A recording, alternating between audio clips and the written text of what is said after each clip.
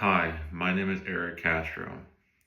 This topic we'll be going over is why we shouldn't raise the minimum wage. We have all come to Southeastern for one reason, and that's to get a better career and, of course, to make more money.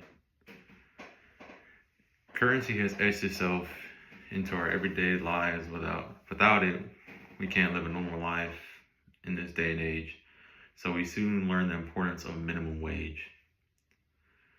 First, we'll talk about the history on why minimum wage was created and talk about inflation to see why the American dollar is worth less and why it is bad on the economy.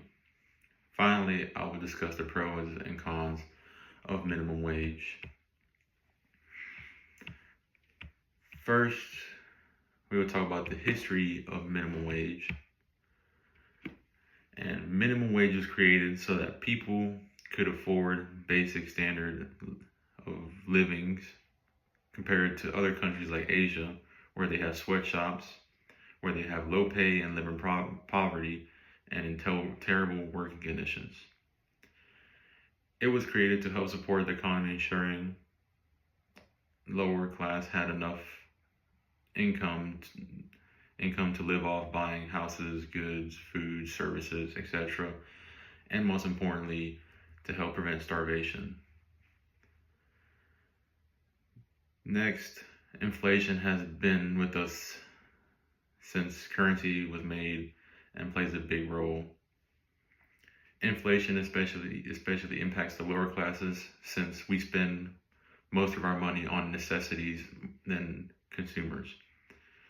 And it makes it harder to get, and inflation makes those items much more harder to get.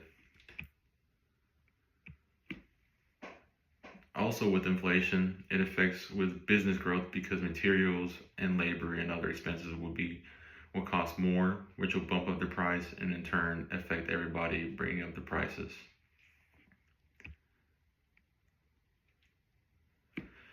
Now, finally, we'll go on to the pros and cons of minimum wage.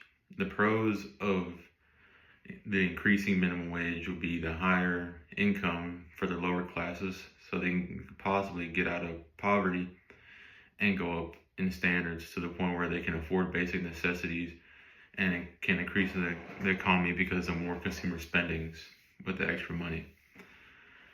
But the cons of increasing the wage is the businesses will have to pay more for labor, which will ultimately bring up the prices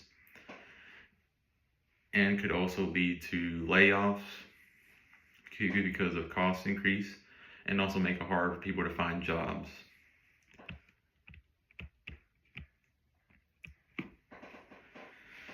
Now, I discussed the history of U.S. currency and then proceeded to go over inflation over the years. Finally, talking about the goods and bads of minimum wage, of raising minimum wage.